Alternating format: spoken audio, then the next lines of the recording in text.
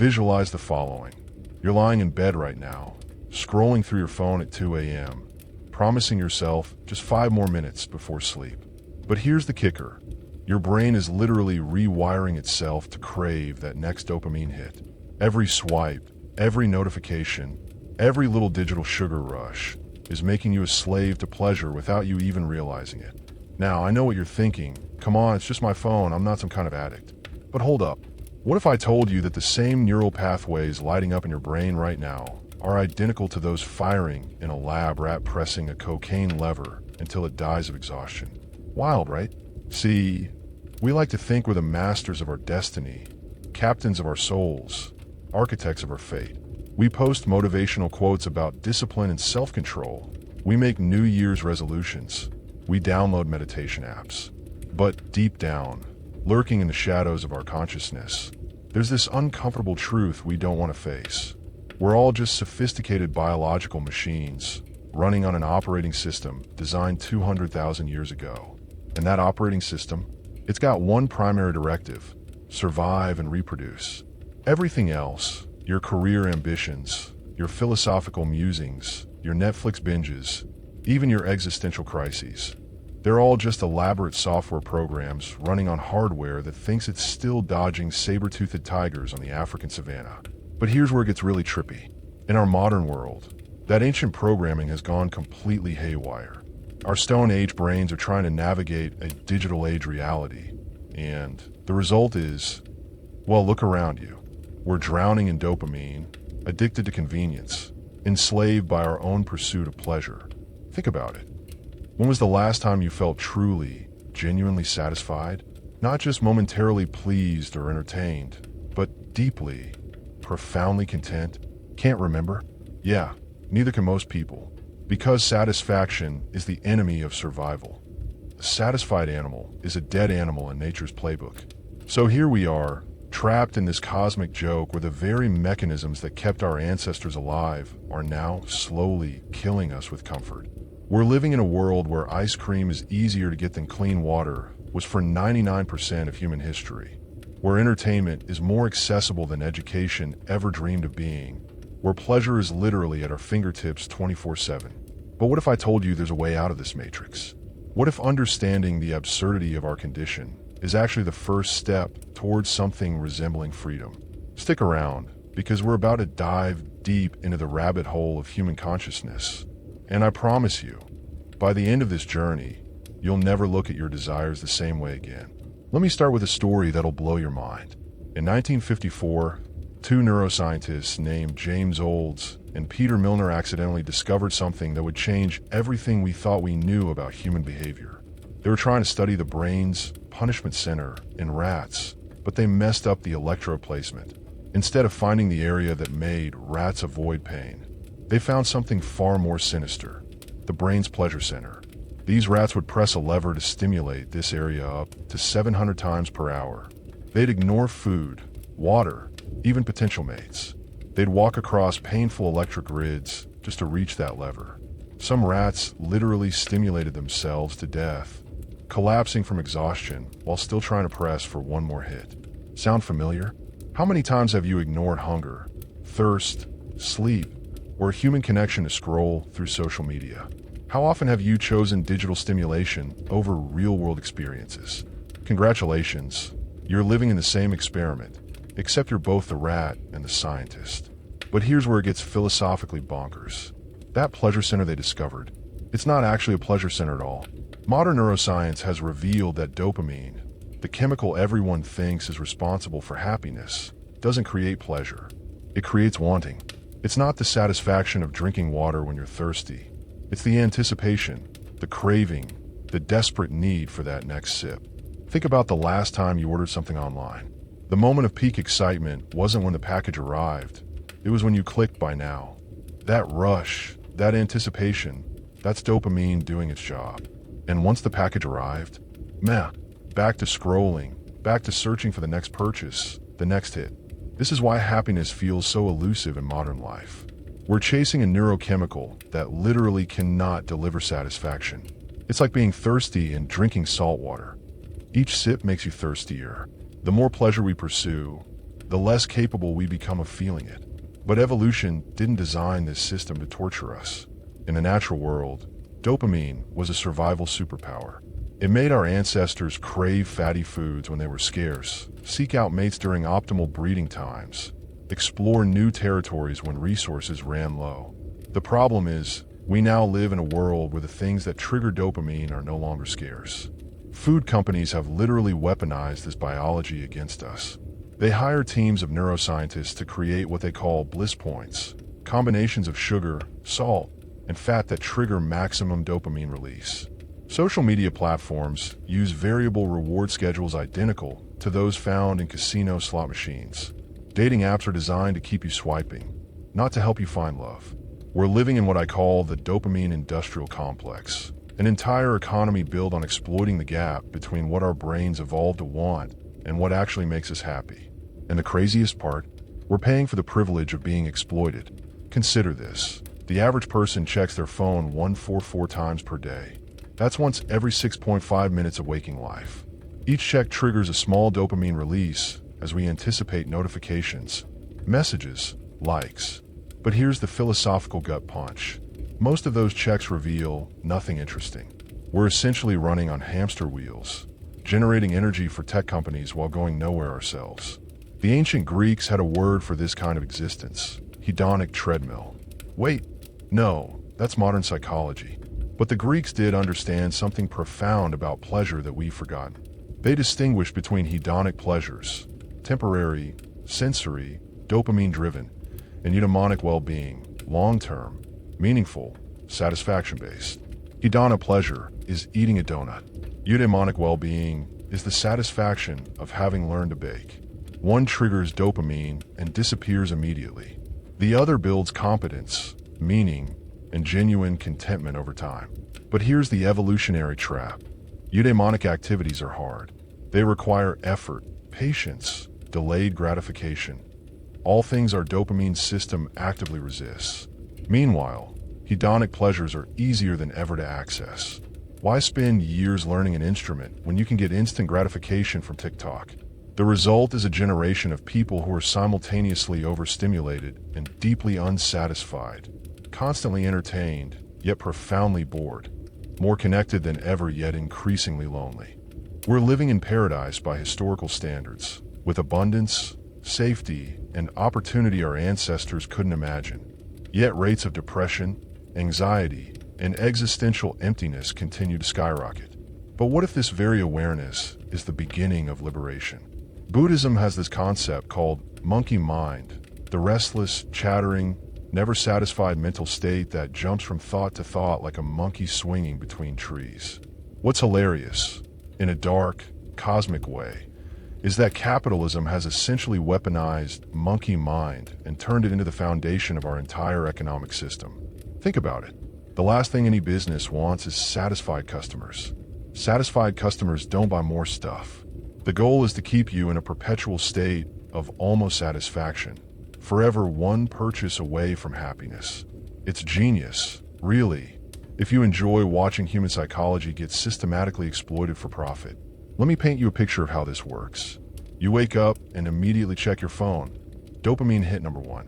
While scrolling, you see an ad for something you didn't know you needed 5 seconds ago, but now desperately want. Artificial scarcity kicks in. You resist initially, but the algorithm has profiled you. It knows you're most vulnerable at 7:23 p.m. on Tuesdays after a stressful day. That's when it strikes again. Meanwhile, your coffee subscription is designed to run out at precisely the moment when reordering feels easier than thinking. Your streaming services rotate content to create FOMO. Your social media feed is calibrated to show you just enough envy-inducing content to make you dissatisfied with your life, but not so much that you delete the app entirely. This is an accident. It's applied behavioral economics. Companies employ teams of neuroscientists, behavioral psychologists, and data scientists whose full-time job is figuring out how to make you want things. They study your dopamine response patterns like chess grandmasters studying opening moves. But here's where the existential crisis really kicks in. You're not the customer in this equation. You're the product. Your attention, your desires, your behavioral patterns, they're being harvested, packaged, and sold to the highest bidder. You think you're shopping, but actually, you're being shopped. And the craziest part? This system is so effective that it started to rewire human behavior at a species level.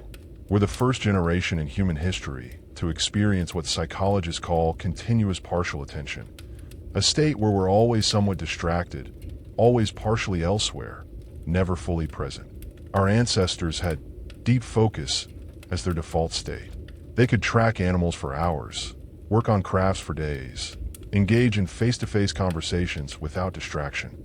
Now, the average human attention span has dropped from 12 seconds in 2000 to 8 seconds today. We literally have shorter attention spans than goldfish. But evolution doesn't care about your ability to focus on spreadsheets or have meaningful conversations. Evolution only cares about reproduction and survival. And in the modern world, the people who are most successful at capturing attention, and therefore resources, are the ones whose genes get passed on. This creates a bizarre, evolutionary pressure where the ability to manipulate dopamine systems becomes more valuable than traditional intelligence, empathy, or wisdom. We're selecting for humans who are better at creating addiction, not better at creating value. Look at social media influencers. They're not necessarily smarter, more talented, or more insightful than anyone else, but they've mastered the art of dopamine manipulation.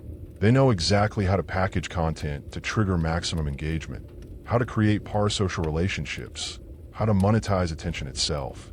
And here's the philosophical mindbender. They're often just as trapped in the system as their followers. Most influencers report feeling like prisoners of their own success, constantly chasing metrics, never able to be authentic because authenticity doesn't optimize for engagement. This brings us to what I call the authenticity paradox. In a world where everything is optimized for maximum dopamine response, genuine human experiences start to feel boring by comparison. Real conversations are slower than Twitter exchanges. Real achievements take longer than instant gratification.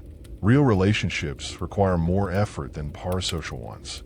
So we end up in this weird situation where people are desperately seeking authentic experiences, but only if they're Instagram worthy. We want to live in the moment. But first, let me document this moment for social media. We crave genuine connections through dating apps optimized for endless swiping.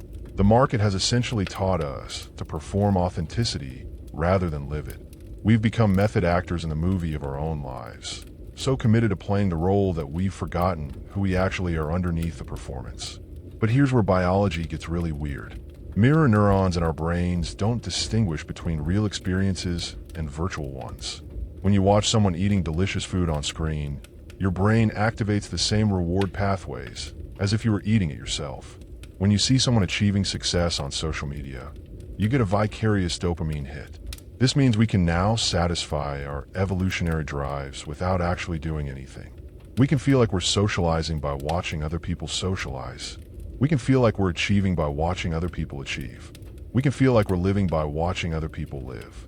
It's the ultimate evolutionary hack.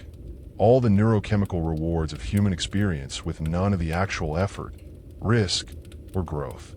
And just like the rats pressing the cocaine lever, we're choosing virtual satisfaction over real development. The result is a generation of people who feel like they're living in a movie, watching their lives happen rather than actually living them. Everything feels slightly unreal, slightly performative, slightly hollow, even the good moments. But here's the twist that would make Kafka proud. The very awareness of this system doesn't automatically free you from it. You can understand exactly how you're being manipulated and still feel powerless to resist. Knowledge isn't liberation. It's often just more sophisticated suffering. So the question becomes, if we can't escape the system, and awareness alone isn't enough to free us, what exactly can we do?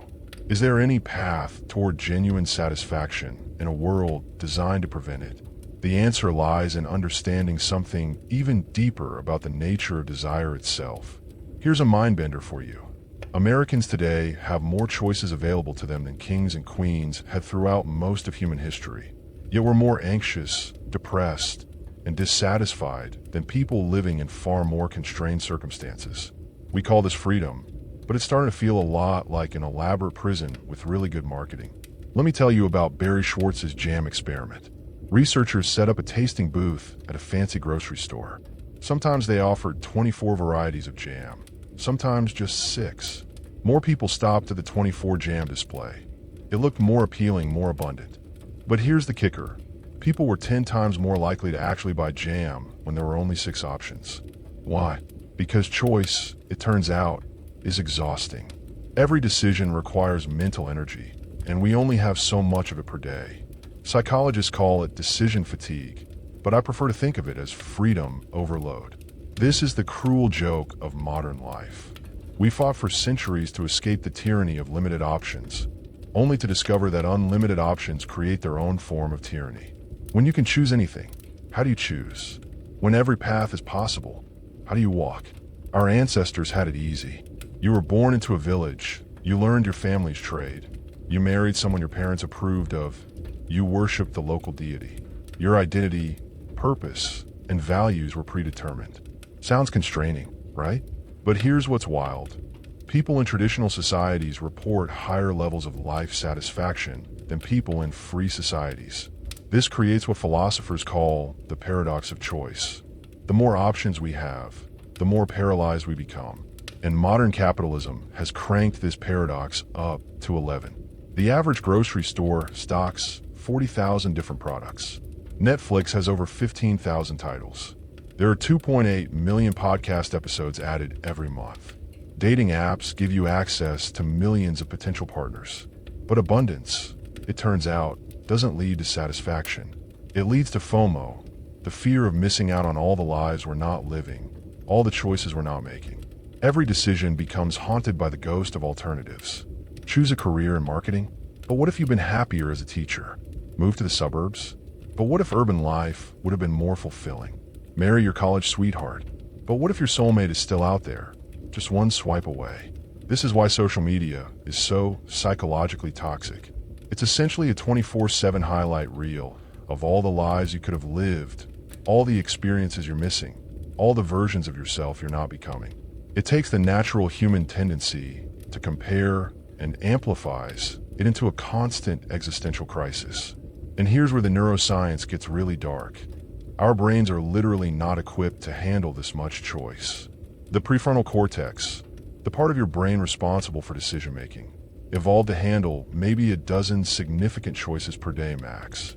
Now we make thousands of micro decisions before breakfast. What to wear, which coffee to drink, which route to take to work, what to listen to, what to read, what to watch, what to eat. Every single choice depletes your mental battery, leaving you exhausted before you've even started living. Silicon Valley has capitalized on this exhaustion by creating what they call choice architecture, algorithms that make choices for you. Spotify creates your playlist. Netflix suggests your next binge. Amazon recommends your purchases. Google curates your information. Social media algorithms decide what you see, when you see it, and how long you see it. We're essentially outsourcing our agency to machines and calling it convenience. But here's the philosophical gut punch. When algorithms make your choices, whose life are you actually living? These systems aren't designed to give you what you want. They're designed to predict what you'll engage with. They optimize for attention, not satisfaction. They create filter bubbles that reinforce your existing beliefs rather than challenge them. They show you content that triggers strong emotional responses, usually anger, envy, or fear, because those emotions drive engagement. So you end up in this weird space where you feel like you have infinite choice, but somehow all your choices lead to the same place. More consumption, more engagement, more dependency on the systems that claim to serve you. It's like being in a maze where every path leads back to the center, but the walls are invisible, so you feel like you're exploring freely. The illusion of choice without the reality of freedom. But here's where it gets existentially bonkers. Even if you become aware of this manipulation, opting out isn't really an option. Try living without the internet for a week. Try finding a job without LinkedIn. Try dating without apps. Try staying informed without social media. Try navigating a city without GPS. The infrastructure of modern life is built on these systems. Resistance isn't futile. It's practically impossible. You can be mindful, you can set boundaries, you can digital detox, but you can't truly escape. You're trapped in what Byung-Chul Han calls the burnout society, a system that promises liberation but delivers exhaustion. And here's the cruelest irony. The people who design these systems often don't use them themselves.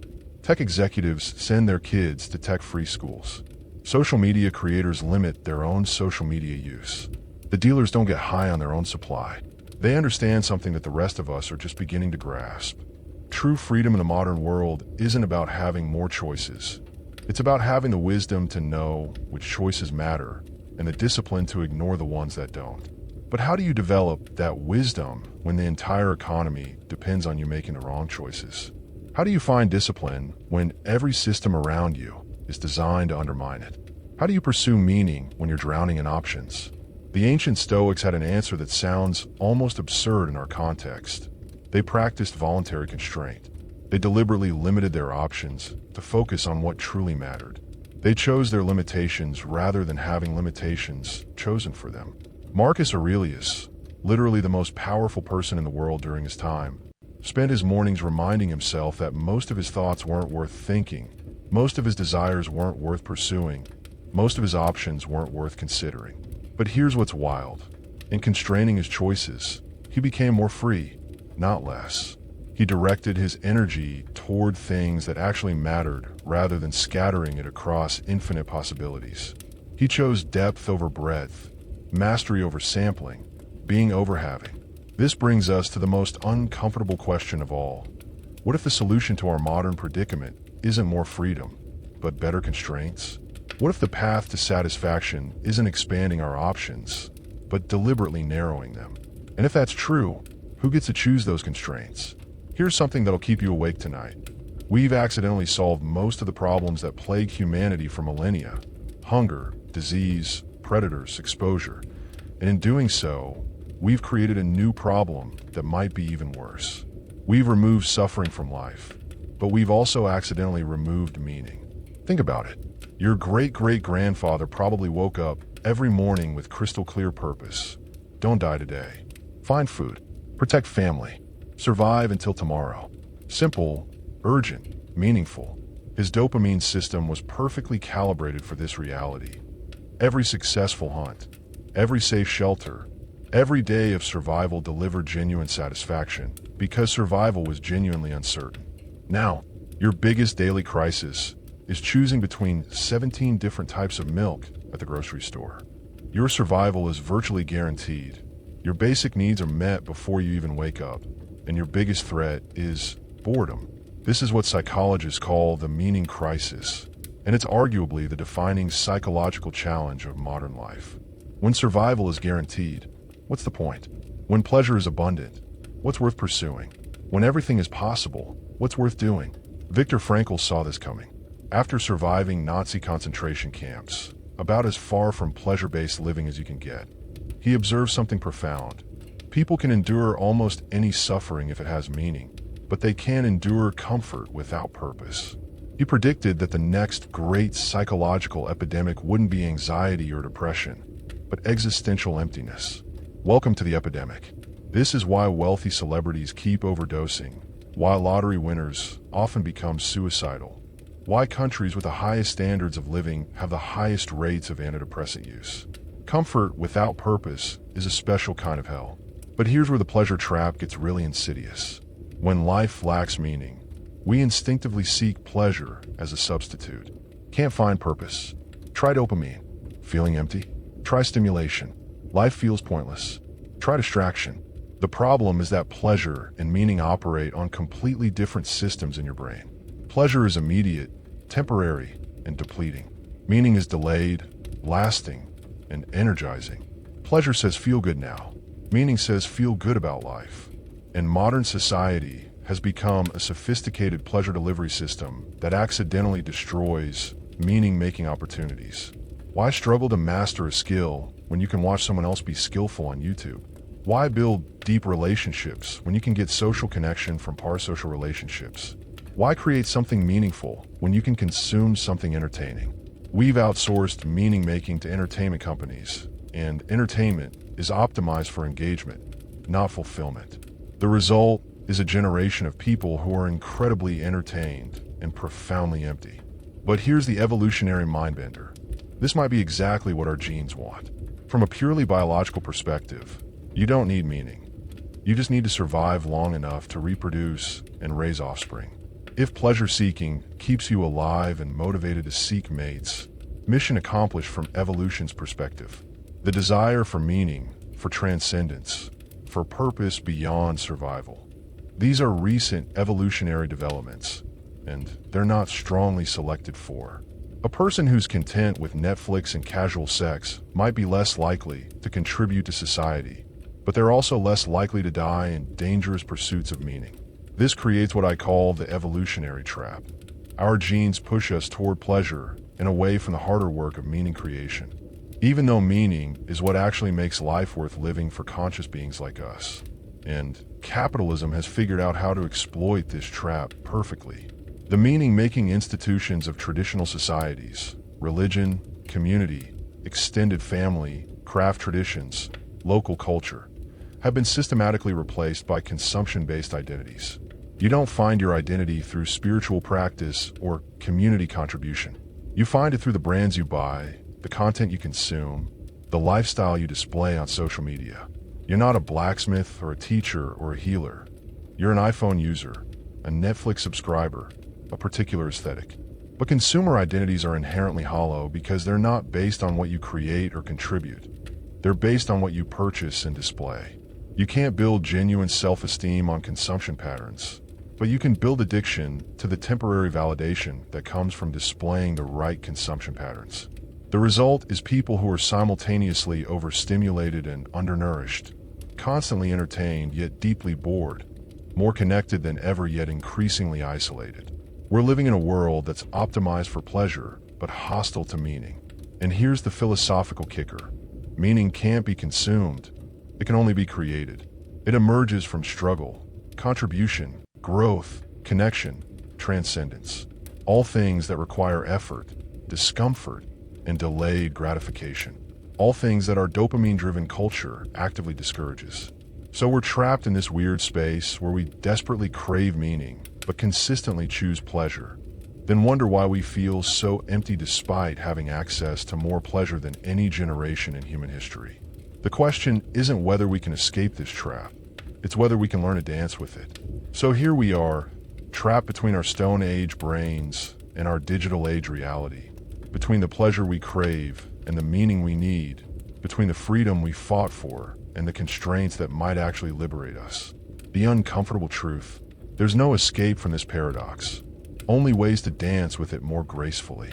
Maybe the solution isn't to eliminate desire, but to choose our desires more carefully. Maybe it's not about avoiding pleasure, but about distinguishing between pleasures that drain us and pleasures that fulfill us. Maybe it's not about having fewer choices, but about making choices that align with who we want to become rather than who we are in this moment. Here's what I've learned from diving down this rabbit hole. Awareness alone isn't liberation, but it's the beginning of something like wisdom. When you understand how your dopamine system works, you can start making friends with it rather than being enslaved by it. When you recognize the choice paradox, you can start practicing the art of conscious constraint. And maybe, just maybe, that's enough. Not to solve the human condition. That's been unsolvable since consciousness first emerged, but to live it with a bit more humor, wisdom, and intentionality. Because at the end of the day, we're all just conscious apes on a spinning rock, pretending we know what we're doing while our brains chase chemical rewards that evolution installed millions of years ago. And honestly, that's pretty hilarious when you think about it. If this perspective resonated with something in your own experience of modern life, if it sparked questions you didn't know you had, or if it made you want to examine your own relationship with pleasure and meaning, well, the curiosity you're feeling right now might just be the beginning of something interesting. The cage door isn't locked. It never was.